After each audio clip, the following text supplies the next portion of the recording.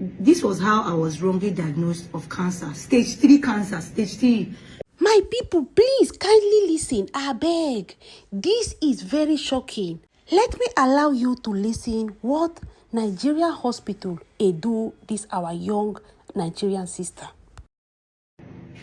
This was how I was wrongly diagnosed of cancer. Stage 3 cancer, stage 3. Look at my hair. Look at my hair. It's not even grown yet. It's not growing. Look at this head. I didn't dye it at all. This was from a reputable Nigerian hospital. I have filed my lawsuits. I've sued them. I would give you guys details of everything that has happened so far. It's crazy that a doctor will do this to me. A doctor will do this to me. They damaged me. They finished me. Just this one now. I didn't dye this hair. This is just see my scalp is even burnt already. So this is what Nigerian hospital can do to you. I will drag them. I'm waiting for the court hearing. They are saying we should settle out of court, but I don't even want to settle out of court. I want us to go to court. Do you understand? So I'm going to be dropping every stories of. I will mention the name. Oh, I will mention the name of this hospital. I will drag them. I will drag the living daylight out of them.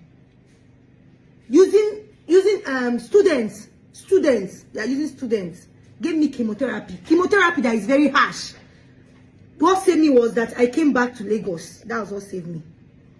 I'm dropping stories, guys. Please follow. He said he was going to help me do the biopsy. That I was going to pay the sum of 150,000 naira for the biopsy and the test. I was like, okay, this place you're doing the biopsy, he said yes, it's very reputable that he can do it. I had other options, but because I trusted him and he works in this hospital, I said, okay, well, let's do it. He took me to his private hospital, did a biopsy for me. That day that he did the biopsy, I suffered. He did the biopsy. Note, I went to meet this guy July 1st. Not June, no, July 1st. I still have the receipt. Everything is on my phone. This guy decided to do the biopsy, the test. He sent me the results on the 6th of July. Not June, no. He sent me the results. He just forwarded me the results. He didn't even say anything. He just said, you have cancer, that you can survive, you will survive it. That if you know the way doctor will tell you, he said that because I'm young, I will survive it. When somebody says because you are young, that's I'm up for a very big battle now. I said, well, it's fine. I started crying. Imagine having that news that you have cancer. I started crying. My mom, everybody. I already gave up. I was like, it's fine. I met with my consultant in this hospital. He said, yes, that if it is the cancer he's suspecting, that is very, very aggressive. That's the one there. But the funny thing is that for my age, that this particular type of cancer is not common for my age. It's cancer of the immune system. That's called lymphoma. It's not even just lymphoma, non-Hodgkin's lymphoma. Hodgkin's, yes. I don't know. I have known names of diseases since this whole thing started. He said, when did this start? I said, it is not even up to 1 month that this whole thing started, because I did my birthday. That was May. He said, really?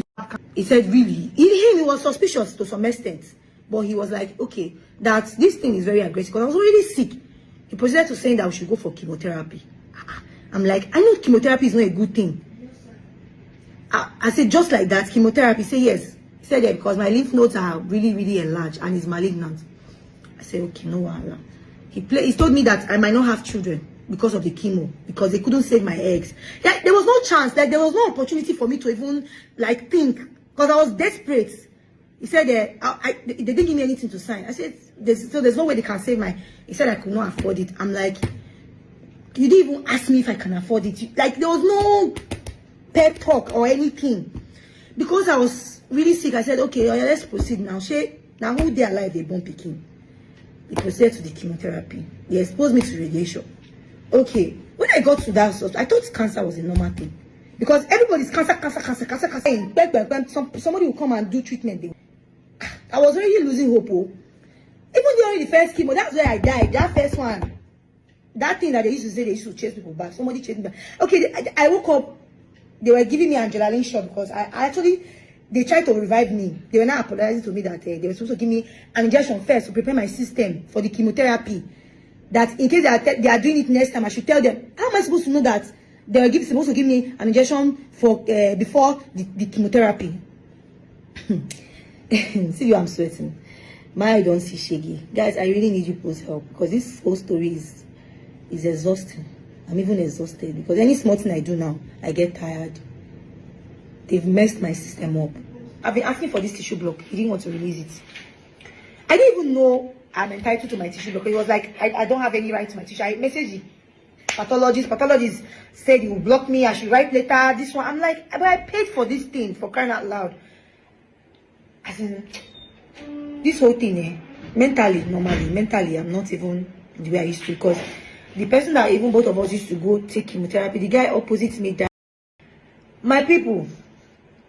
So at the end of the day, we now asked for this same tissue block. Like, you should bring it. So I told him, I mounted pressure. Like, I almost involved the police. I said, bring the tissue block for me. Because now, because of the chemotherapy, those lumps have dried up.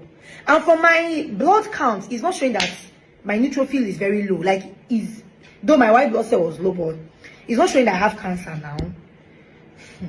I've been asking for this tissue block. He didn't want to release it. I didn't even know I'm entitled to my cancer now. Do you know, guys, my white blood cell was already at 1%. 1%. An average human is entitled to have at least 3.2. That's an average. Oh. Now it's already at 1. And they're giving me chemotherapy. Even ChatGPT said I should. This person, when I uploaded my blood count, my full blood count, ChatGPT was like, this person should avoid chemotherapy for now. But they were giving me the chemotherapy, pumping it as if that's the end of the world. They were telling me that I might not survive it, I might survive it. So at the end of the day, he now sent the tissue block. He said, I'll pay 30K. I said, no, 30K not my problem. I said, no, I go pay now. She now who they find health, now they find wealth. I paid, he sent it to me. Immediately I took it to Sinla because I was already suspected. Note that when the result came, it was showing that I was female. I was male, sorry. When I don't know when I get turned to man. My people, I resemble man. Even if I don't cut my hair. Then, when I saw that thing the first time, I was thinking maybe it's typographical error. Like, I was just like, maybe typo error, right? When they brought the tissue, we now took it to Sinlab. That's like one of the best labs in Nigeria. Sinlab now said, I'll post the results. We should rule out lymphoma. I took the result to Lasut. Lasut was like, okay. And they now said we should do IHC. That's immunohistochemistry. And I took the result to... So Sinlab was like, we should do IHC. But IHC is... the consultant was like, I need to do the IHC. I even had to do this... I was supposed to do this IHC before they started treatment though. But they avoided it. They just went straight to chemo. And they gave me Red Devil chemo. It's called Red Devil chemo. You can browse it. It's very harsh. The next thing is... the doctor was like, I need to do the IHC because he still doesn't want to give me chemotherapy. He was fully convinced that this might be something of not malignant, maybe probably benign. I said, okay. I was already angry. Guys, let me tell you what broke the camel's back. Did you know that result, that first result that they used in the treatment was showing that I came to do the tests on the 3rd of June, right? Note, I paid this guy. The receipt is with me. Oh, the day I paid him 1st of July. The date was wrong. It was like I just saw that this date is wrong. June, I never even go Delta State. That 3rd of June, I never go Delta State. I've not even seen the man face to face. So how come the date, the sex is wrong? Hey God. Even the way they spelled my name. Like, I was like, hey God. So that's when I started noticing the flops, like the issues with the results. But either way, I said I was not going to post it. I was not going to do anything. Let me confirm. Let me do the IHC. Let me confirm. Let me do the IHC. I asked in lab, how much is IHC? 2.5 million. I never knew that there was a test that has done 2.5 million naira test. I said, hey God. Anyways, I proceeded to doing the IHC. The IHC is not even done in Nigeria. It's done in South Africa. I did it in Seba Lancet, which was more affordable, but still very pricey. I paid almost 1 million naira for tests. Do you know, currently, I'm owing some people. Some clothes I had to refund because I was not around. The clients I lost, because they thought I was incompetent. Me that I've never had issues with clients, never will I.